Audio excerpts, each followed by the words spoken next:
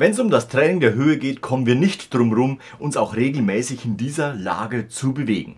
Wenn wir mal im Vergleich sehen, wenn wir die Trompete ins Trompetentraining starten, die Trompete nehmen, dann starten wir meistens in der Mittellage. Das heißt so auf dem G1, C2 bzw. C1, also so in unserer Komfortzone. Da klappt es gut, man lässt die Luft fließen und schon klappt die ganze Sache. Klingt gut und dann geht man eben dementsprechend ins Einspielen, ins Training etc. pp.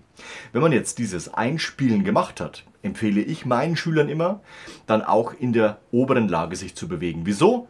Die natürliche Lage, unsere eingestrichene Oktave, wird jetzt erweitert um die zweigestrichene Oktave. Das heißt, wir bewegen uns mit ähnlichen Übungen, du kannst auch die gleichen Übungen nehmen, überhaupt kein Problem, und werden in dieser Lage unsere Trainings machen. Wieso? Nicht nur die eingestrichene Oktave ist normal für uns, sondern dann dementsprechend auch die zweite. Und dort baut man dann eben auch diese Kraft bzw. Ausdauer aus, um in dieser Lage eben ausdauernd und regelmäßig spielen zu können. Bei Auftritten geht man ständig oben drüber in die 2, in die 3 gestrichene Oktave und man geht auch wieder drunter. Man hat ständig dieses Anspannen, Entspannen. Es kommt ein Stück nach dem anderen und man trainiert natürlich mit regelmäßigen Auftritten dann entsprechend auch seine Ausdauer. Aber auch beim Trompetentraining ist es für mich wichtig, mich regelmäßig in dieser Lage zu bewegen. Deswegen mein Credo, erst in der eingestrichenen Oktave einspielen und dann auch in der oberen, in der zweigestrichenen Oktave einspielen. Man kommt ja sowieso fließend dann ins Training, also dieses Einspielen geht stufenlos über eben ins Training und dementsprechend kann ich natürlich Übungen, die ich unten mache, auch nach oben übertragen. Das sind dann Übungen wie zum Beispiel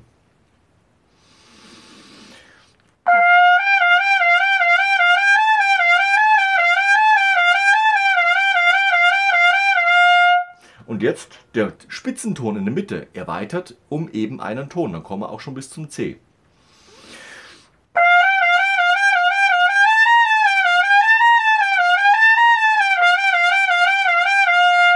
Und noch einen Ton höher.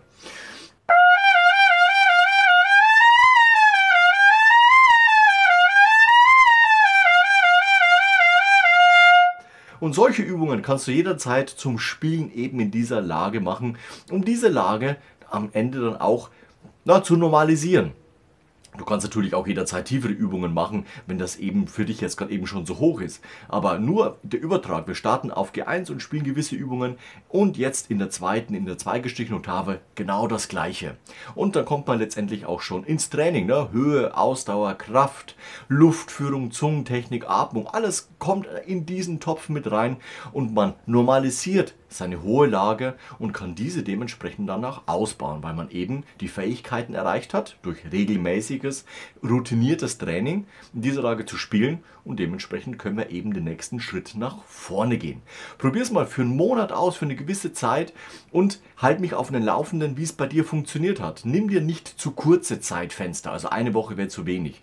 Du brauchst mindestens 4 Wochen, 6 Wochen, 8 Wochen und dann haben wir sowieso schon dann ein Quartal, also ein 3-Monats-Training, wo du diese Übung immer anteilig etwas mit einfließen lässt. Eingestrichene Oktave, zweigestrichene Oktave.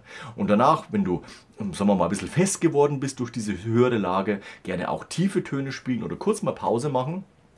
Kaffee trinken, was auch immer, was lesen, E-Mails checken und letztendlich geht es dann weiter eben mit deiner Literatur, mit Etüden, mit Konzertprogrammen, mit Sachen, die du eben aktuell zu spielen hast. Und dabei wünsche ich dir viel Erfolg, lass gerne am Ende von diesem Video ein Like und Abo da. Wir sehen uns nächste Woche zu einem neuen Video rund ums Trompete spielen. Bis dahin, ciao, euer Nico.